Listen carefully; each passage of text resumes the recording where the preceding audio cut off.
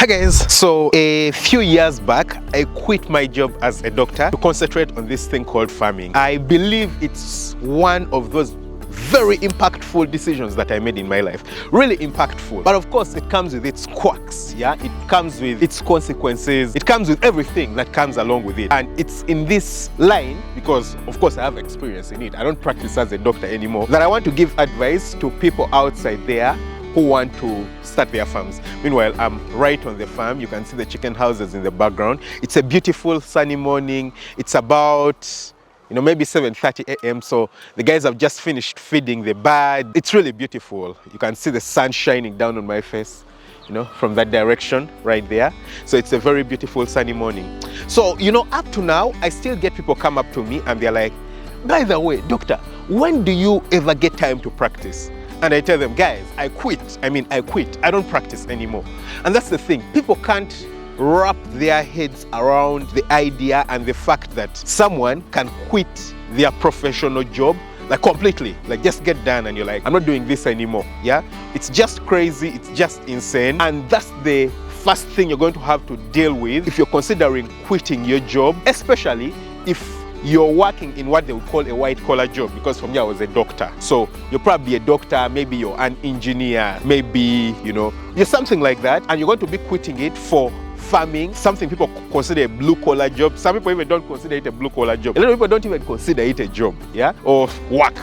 So community doesn't understand it, and you're going to have to understand and carry the weight of expectation of people on your shoulders. I personally don't give a damn. I don't care what they think. I don't care whether they think I should be doing it or not. That's all up to them. I personally made up my mind. I told myself, this is what I enjoy. This is what I'm going to be moving into. But yeah, get ready for that. Get ready to understand that people are going to be expecting particular things from you, and people just don't understand you. And get ready to not give explanations, or if you want to give explanations, have explanations ready to give people for this time. Now, what you need to understand is that I think quitting your job is actually a great move. It's one that I love, it's one that I did, and I think it's a really great move. But before you quit, you need to think about, why are you doing it, yeah? What is the purpose? What is the goal?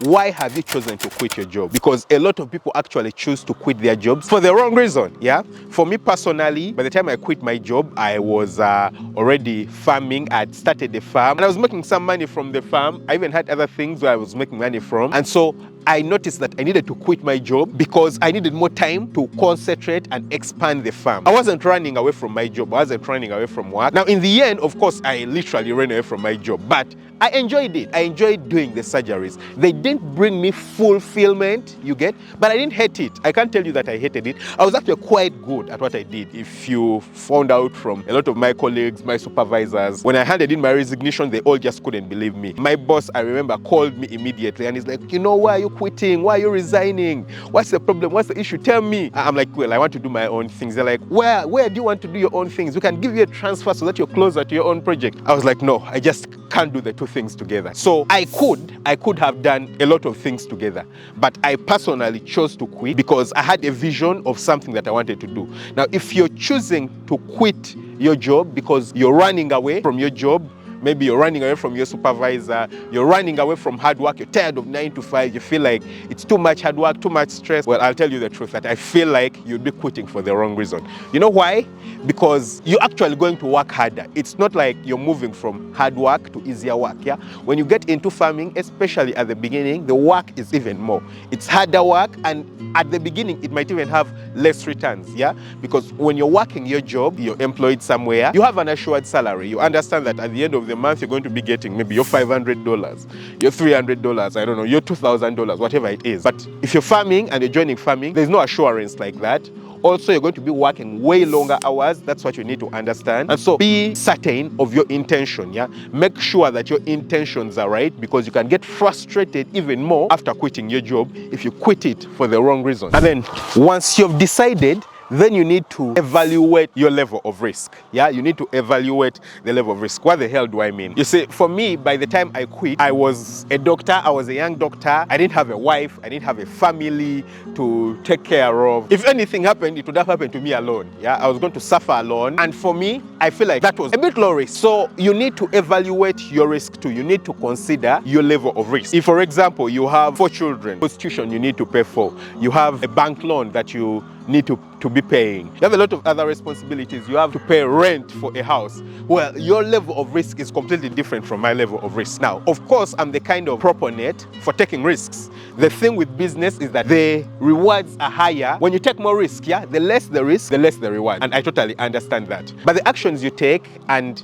when you take them will depend so much on how you can bear the risk. Some things are riskier than others, and so you need to, be a little bit more cautious about that. I don't expect someone who has a lot of responsibilities to act exactly the same way as someone who has less responsibility. For me, for example, if it hadn't worked out, I could easily have gone back and started looking for a job afresh as a doctor, maybe spent 4-5 months out because I had saved up enough for that. While for another person who has these responsibilities, it might be a bit harder for them. So that means you then need to find ways of mitigating the risk. Yeah, I'm not saying that if you have responsibilities then you can't quit. No, I'm not saying that. Yeah, if you have responsibilities, of course you should even have a higher reason to quit, because you need to bring in more money. You're trying to look for more money to bring into your wallet, into your account, so that you can take care of the people who you love. You understand? So you have even more reason to quit and pursue your goal. But how do you do that? How do you do that securely? How do you do that safely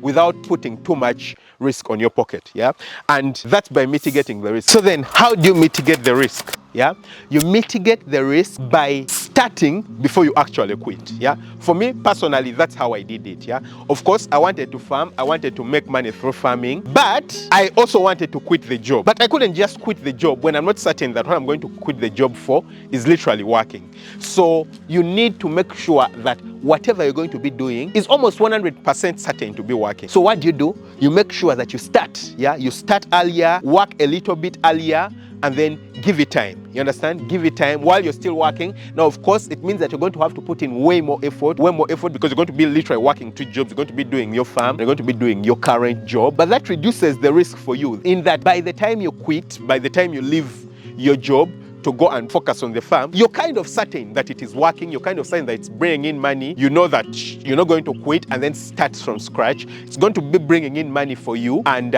you're literally running to something that works. You're putting your effort right now in something that works. So that's how you mitigate the risk. Yeah.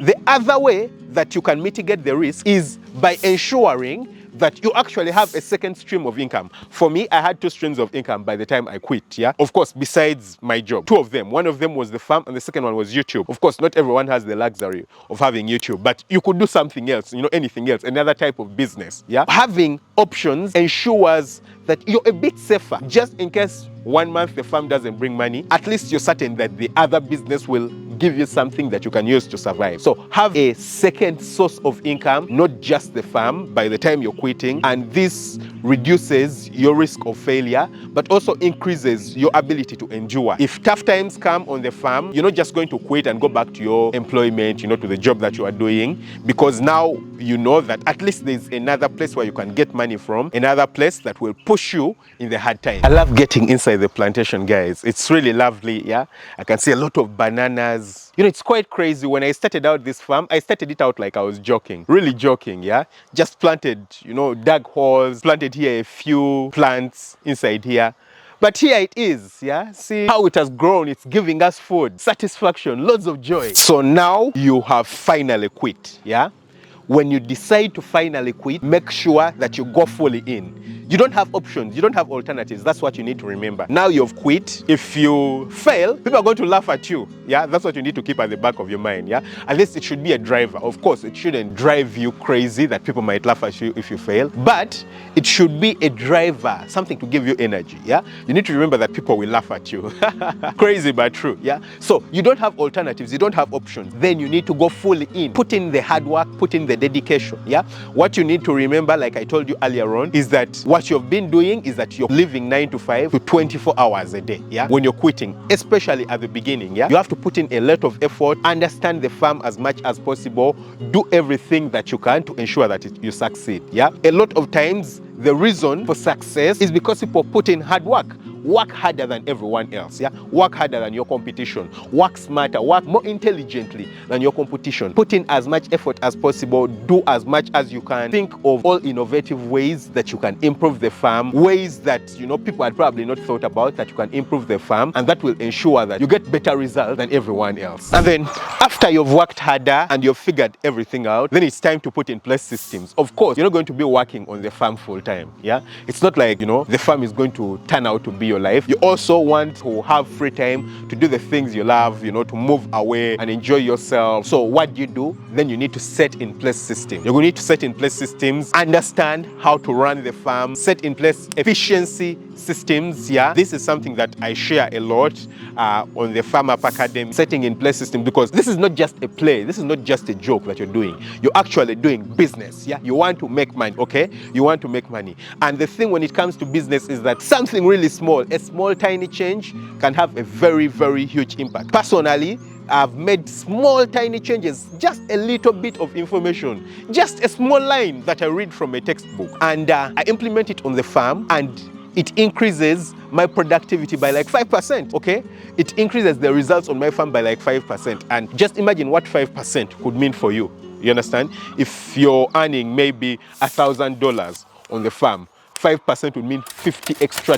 You understand? Now, that's a lot of money. That's money you can use to pay an employee, you understand, for the month. You need to make sure that you put in place systems, yeah? You need to implement systems on the farm, and these systems will ensure that you get efficiency, consistently get efficiency, and you don't need to rely on people to get the very best results on the farm. And then, finally, enjoy the journey, yeah? Try to enjoy the journey as much as possible, because if you don't, you're going to be frustrated. When I just started out, I was always looking towards the results, yeah? How do I get to this point, you know? It's the targets, you know? Let's say 10,000 birds, that's the target. And until you get 10,000 birds, you're not satisfied. It's maybe the amount of money, maybe $5,000 a month, that's the target. Before you get to that point, you're not satisfied. That shouldn't be it, guys, yeah? Because the thing with goals is that they keep changing. The closer you get to your goal of $5,000, the more insufficient it looks. Then you set another goal. Now it's 7,000. So by the time you're earning 5,000, in your mind, satisfaction is at 7,000. So in the end, you don't get satisfied. So you need to make sure that you enjoy the journey. Enjoy the day-to-day activities involved in getting to the $5,000. Don't let the $5,000 to be your yardstick for enjoyment. Let it be the activities, the daily things that you do on the farm. Let those be your movers, your drivers for joy. Because if you allow those to be your drivers of joy, then you have a higher certainty of actually getting joy and satisfaction while working on the farm. Don't ever forget that. I previously shared a video about my 5 years of farming experience, and you know, the things I've learned and the things that I feel would be impactful to you. So you can check it out on a link right here. Don't forget to hit the subscribe button, smash the notification bell. Catch you very soon with another video. Lots of love. Bye-bye.